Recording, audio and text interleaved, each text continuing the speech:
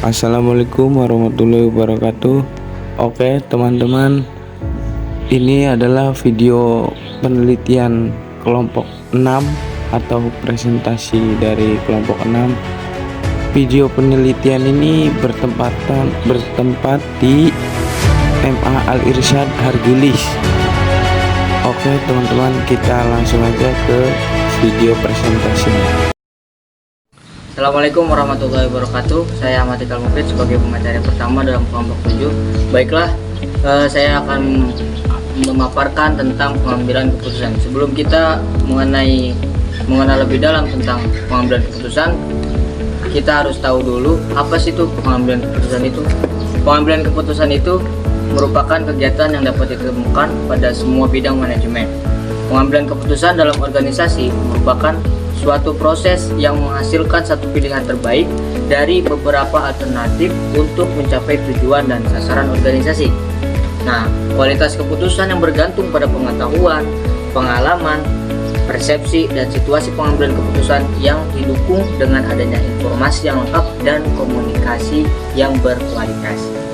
Dan juga menurut Anggedini, pengambilan keputusan adalah suatu proses pemilihan dari berbagai alternatif, baik kualitatif maupun kuantitatif, untuk mendapat suatu alternatif terbaik guna menjawab masalah atau menyelesaikan konflik.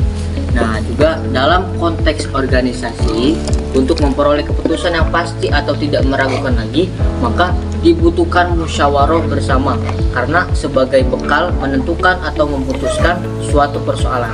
Nah, menurut penelitian kami di MA Al Irsyad Indramayu, teori yang di atas telah diterapkan dalam pengambilan keputusan dengan pertimbangan-pertimbangan yang sudah ada dan juga yang sudah dipikirkan matang-matang oleh guru dan juga kepala sekolah yang memimpin. Di dalam MA Al Irsyad ini, dalam pengambilan keputusan juga tergantung masalah yang ada, dan juga yang pastinya sebelum mengambil keputusan, pihak yang memutus harus mengetahui data atau informasi yang menyangkut masalah yang terjadi. Nah, di MA Al Irsyad juga ada persoalan-persoalan tentang pengambilan keputusan. Dalam pengambilan keputusan dalam MA Al Irsyad juga terdapat hambatan-hambatan yang mengganggu pengambilan keputusan tersebut. Nah, apa saja hambatan tersebut? Nah, hambatan itu terjadi karena pendapat para guru berbeda dan terdapat guru yang egois dengan pendapatnya. Nah, solusi yang terbaik yang diambil dalam mengatasi masalah yang di atas, yaitu pendapat guru yang berbeda tersebut dan guru yang egois dengan pendapatnya, dengan cara mempertimbangkan masalah yang terjadi untuk menemukan pendapat yang lebih efektif. Selanjutnya kita akan menerangkan dengan tahap-tahap pengambilan keputusan. Menurut Adair mengemukakan 5 langkah dalam proses pembuatan keputusan, yaitu sebagai berikut. 1. Mengidentifikasi tujuan. Mengidentifikasi tujuan ini merupakan tahapan yang pertama dalam proses pengambilan keputusan, di mana mengidentifikasi berarti mengenali mengapa perlu membuat keputusan dalam suatu organisasi atau apa yang menyebabkan organisasi tersebut harus membuat keputusan. Selanjutnya, mengumpulkan informasi.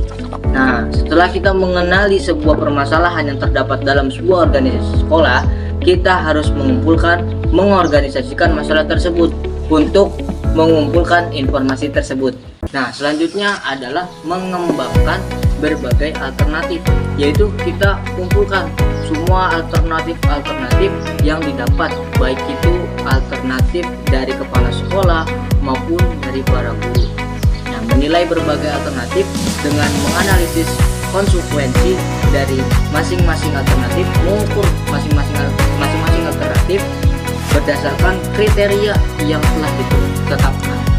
Nah, lalu dilakukan uji coba dibandingkan dengan tujuan yang ingin dicapai. Setelah itu memilih satu yang terbaik. Selanjutnya yaitu mengimplementasikan alternatif yang telah dipilih. Dalam mengimplementasikan atau melaksanakan keputusan tersebut, kepala sekolah juga mengawasi untuk melihat dampaknya dan mereview kembali mengenai pelaksanaan yang telah dijalankan.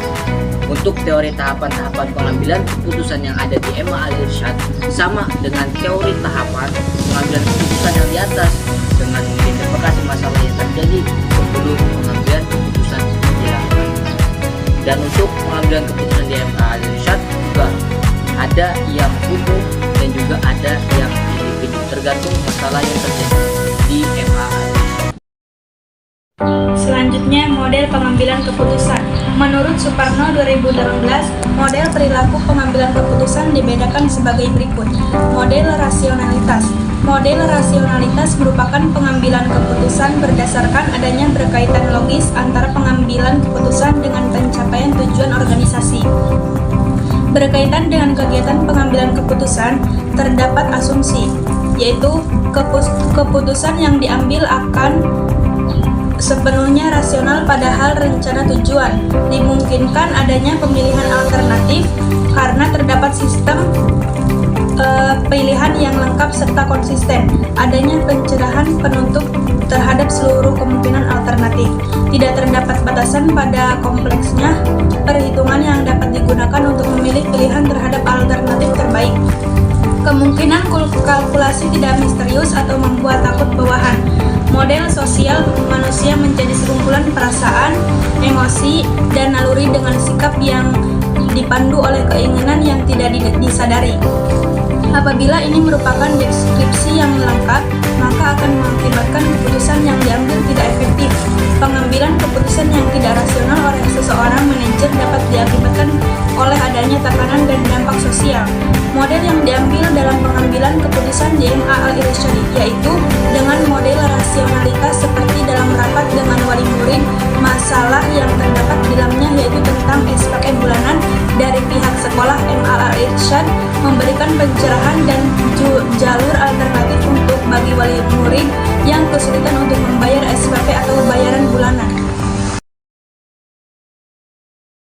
Selanjutnya, faktor-faktor pengambilan keputusan.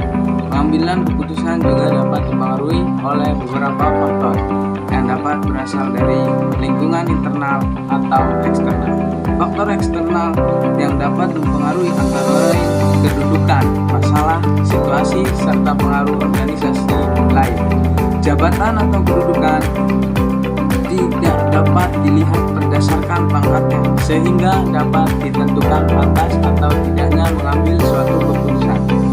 Jika pimpinan mengambil keputusan, maka akan memiliki pengalaman yang lebih dibandingkan dengan jabatan yang sehingga sangat berperan penting dalam mengambil keputusan. Masalah hal yang dapat menjadi penghambat untuk mencapai tujuan yang telah ditetapkan. Situasi merupakan keadaan yang berkaitan satu sama lain, sehingga akan mempengaruhi keputusan yang diambil. Pengaruh dari organisasi lain dapat dipertimbangkan oleh pimpinan organisasi dan menyikapi masalah, serta kemungkinan dapat menjatuhkan organisasi. Faktor internal yang dapat mempengaruhi pengambilan keputusan yaitu kepribadian atau tingkah laku dan pengalaman. Kepribadian atau karakter dapat mempengaruhi pengambilan keputusan karena sifat atau tingkah laku manusia yang beragam dapat menciptakan pengambilan keputusan yang tergesa-gesa atau berhati-hati. Yang ditubuhkan yaitu kebijaksanaan dan ketegasan seseorang dalam mengambil keputusan. Pengalaman juga menjadi faktor internal yang dapat mempengaruhi pengambilan keputusan karena semakin banyak pengalaman seseorang dalam mengambil keputusan, maka akan berani mengambil keputusan dengan keahlian dan pengalaman yang